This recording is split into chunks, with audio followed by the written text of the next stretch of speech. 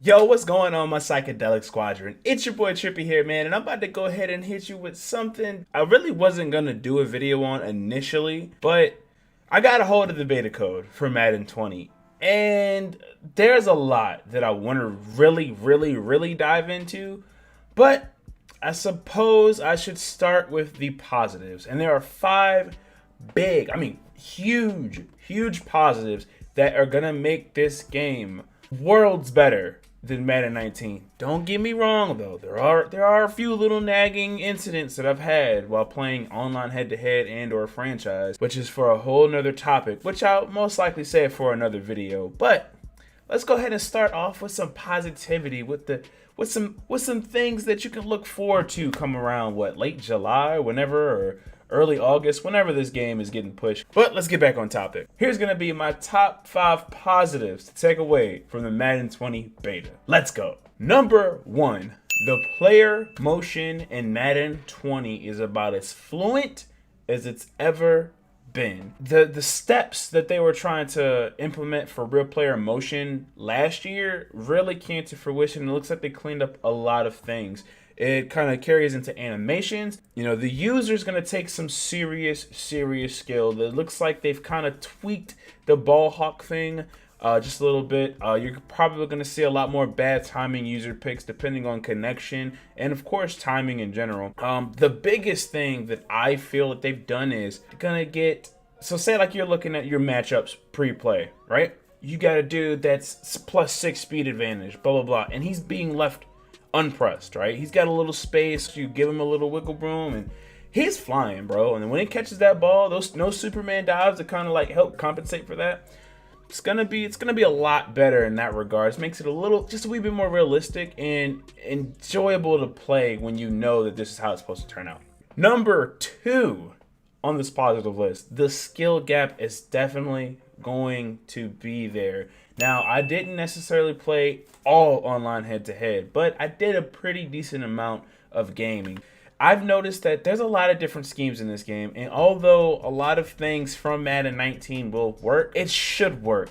You know, what's the way some of these schemes are. It beats certain coverages, but it's not glitchy plays. It's literal like basic football knowledge, in my personal opinion. I haven't seen any crazy glitch plays, but take a little maneuvering on defense to kind of get adjusted for it. So in my personal opinion, offense has a considerable advantage coming into Madden 20, something I hope they kind of fix just a little bit. And it's not too much different, but you'll notice and you'll feel it the way that players move. Zones are going to be a little bit easier to pick apart. They're not going to go ahead and just, jump every little thing. Superstars play like superstars, which I'll get to in a minute. But for the most part, man, it's gonna be more simulation, even on competitive, than I've ever seen in my life. So I'm looking forward to that aspect of Madden being brought back. Positive number 3. Defense plays with a little more awareness on certain plays for the most part. Now, on the beta, you had 4 teams, the 4 NFC Championship teams. The ratings on defense were about the same until you get to the Kansas City Chiefs. So what I did was I played with all 4 teams. I played with the Kansas City Chiefs being the lowest overall defense by a mile, almost 20 full points to the highest. Los Angeles Rams, who were like a 94 to 96 overall defense, which is it's insane to think that, and it's probably going to change later on.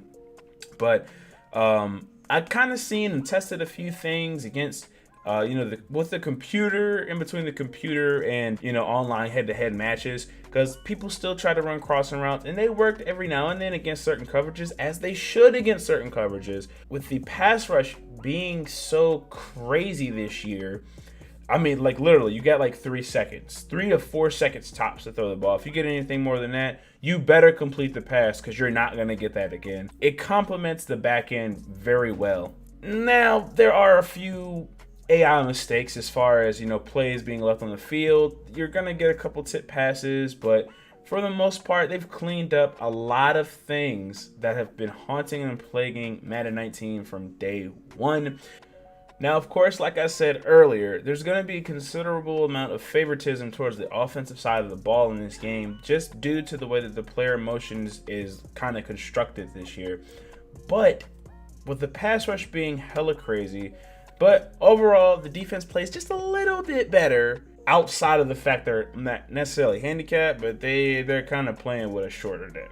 Number 4, and one that I was most skeptical on going into Madden 20, was the RPO system. Now, they've done a great job in the past couple years integrating the read option when that was a really big fad into the game. And it's really been stoppable, but it's also been very useful in certain situations with certain quarterbacks, and if you know how to run the read option, you can dominate a game because they have to pick their poison. And if they don't know how to stop it, you can just keep handing it out to the running back and then catch them slipping one play, and then Mike Vick or Marcus Mariota or somebody's going up the sideline for like 30, 40 yards, depending on the coverage. So what I feel like they did a really good job because it's not crazy overpowered. They put a great emphasis on jet sweeps and a lot of different playbooks, and they put a decent amount, if not just about every RPO play possible that I've seen in the NFL being ran in this game. And they've integrated it in every playbook that I've played with so far. Well, I'm not gonna say so far because the beta's over, but every playbook that I've played with during the beta. They've got dive RPOs where you can fake the dive, boom, boom, take a step, throw it to your dude in the flat for like a screen pass, and then have him with a 1-1-1 matchup. They have the bubbles, they got the slants, they call them all types of things, and you'll see it on the screen, the types of RPO plays, but I'm pretty sure you've already seen it either way. But the thing that I was most, I'm not gonna say surprised about, but it kind of caught me off guard, was there's more of a balance in there somewhere. Now, you can't just run the same RPO play every play, because they're gonna eventually pick up to it. And not even just the user. I mean, the CPU.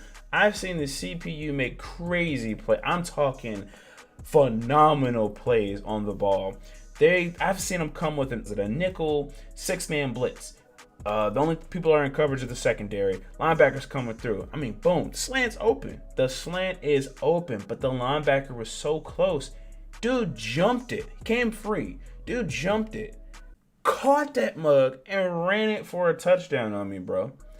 Unfortunately, there is an issue in there that Patrick Mahomes just kind of stood there and watched him, but that's not the point. The point is my dude made a play, and I was happy, even though I threw a pick six, because it shows that the defensive AI isn't just going to sit there and just take it and take it and take it. They're going to show some fight, and they're going to show some awareness, which made me so freaking happy, even though I lost that game. With all that aside, RPOs are going to be an awesome feature added, barring any crazy glitchy stuff that is found on the release of the game.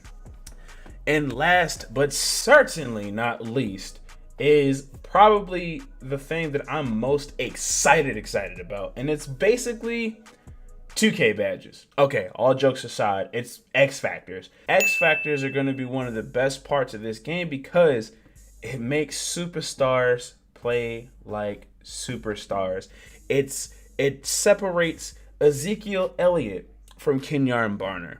It separates Juju Smith-Schuster, which I don't feel like he should have all of these X-Factors, but that's just my personal opinion. I'm sorry, all you Steelers fans. I know he's good, but I don't think he's as dope as they're trying to put on to be. It's gonna separate the Juju Smith-Schusters from the Brashon Perrimans, the people that you're just throwing because they have buku amount of speed and just expect them to ball out, especially in franchise mode. Now, of course, you can still do that, but don't expect them to make superstar-like plays. Now, you would think that the X Factors would be the most overpowered thing. Once they get in that mode, it's just no stopping them. That's the case if you know how to use them. I'm going to show something on the screen. Now, for instance, Russell Wilson. Russell Wilson was one that really wasn't talked about prior to the beta being released, but there has been some footage that is released out that, could be used. So I plucked this out real quick. You got Russell Wilson. His ability is Blitz Radar. Now, but in order to get Blitz Radar activated, you have to make sure that you meet the requirements. Now, on this particular screen, it's not going to show those requirements. But once we get into the game, as you can see the footage, in the bottom left corner of the screen, you'll have a counter. For anyone that has an X Factor ability on your team, you will be able to see what it takes to get that person in and how far you are along in that process to get them to that X Factor ability. Now, once you get into the X Factor ability, for instance, Russell Wilson with the Blitz Radar, I have an example about to pop up on the screen right now.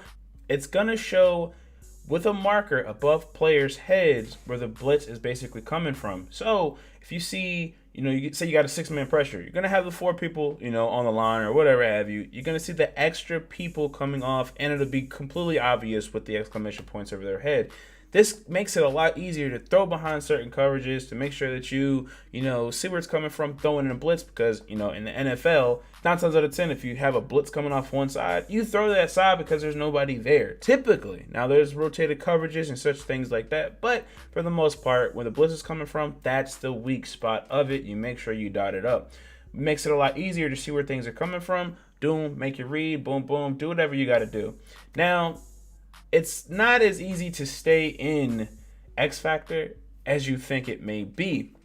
So there's a lot of balance to it, but there's still a couple tweaks that I feel like should be made for certain X Factors. But the best part about the X Factors are that they have not necessarily X Factors, but they have superstar abilities, which, depending on the person, has more amounts. This is why I basically call them 2K badges, because you got things like sharpshooter, deadeye, mid-range, all this other crazy stuff that really affects the game in a certain way, because those players play that in real life. These players are capable of making these types of crazy things. Like, for instance, Tom Brady on the screen. I'm actually showing you a picture and or video of a lot of his superstar abilities that aren't related to his X Factor. And it's a lot. And my dude makes plays in real life. He's a conductor. He makes these type of decisions. He does all this other stuff. He's a field general. He can put you on any type of thing. He knows the playbook. The players know the playbook. So this is expected of Tom Brady when he gets on the field. So why shouldn't he be able to do these things in a head-to-head game online in Madden? So I applaud Madden for doing things like this. And also, it really brings a diversity to the game. It makes you feel like if you pick the Rams and you pick Todd Gurley, that you're going to get a superstar. He's going to play like a superstar. You're not going to put him in and he's going to play just like some 68 overall player with 99 speed or some crazy juice stat like that on a practice squad. It's going to be a lot easier to use the players that you have. I mean, granted, you can still do those things, but when you pick dude on head-to-head, and you go against a dude who has like a stacked defense, I'm talking, and you go against the Chicago Bears, they got goons, that's a top defense, that your star is going to play like a star. If you're going to need to lean on those players in order to get through this game. Big thumbs up for this X Factors ability, and I'm seriously looking forward to Madden 20. Overall, I'm super hype for this game, and I don't know why, honestly. It just feels way more organic than it used to be, and it's got me a little pumped up, man. I'm not gonna sit here and lie to you. So this was my top 5 positive takeaways from the Madden 20 beta. If you're interested in hearing my 5 negatives associated with the Madden 20 beta, make sure you hit the like button. Let me know down below in the comments that you are interested in seeing that. Also, feel free to share if you had a beta code or what you've seen from the beta yourself or heard from a friend, what they think of it, what you think of it. Make sure that you hit me down below and let me know. And make sure you hit that subscribe button for more Madden content and basically content in general until Madden 20 comes out. I'm more of a freelancer at this moment. And I'm going to be streaming a little bit more, trying to get myself out there on Twitch. So make sure that you go ahead and hit that link in the description and follow your boy over there.